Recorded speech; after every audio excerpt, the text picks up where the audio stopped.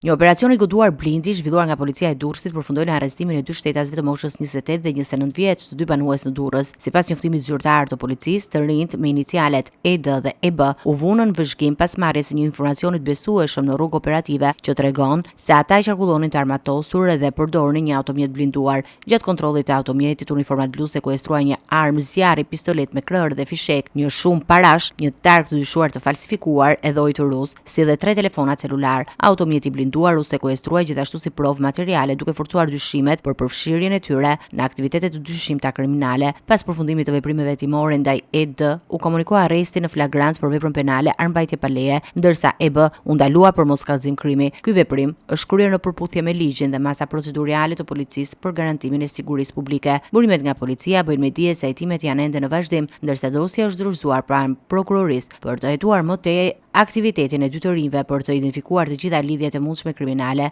Autoritetet theksojnë se veprimet e deritanishme kanë shërbyer për parandalimin e rreziqeve të mundshme për qytetarët dhe për të goditur aktivitetin kriminal që përdornin armë dhe mjete të blinduara. Ky rast vjen në një kohë kur policia e Durrësit ka intensifikuar kontrollet në qytet, duke ndjekur informacione operative dhe duke goditur grupe të ndryshme kriminale që veprojnë me armë dhe mjete të modifikuara, duke siguruar që komuniteti të mbetet i sigurt.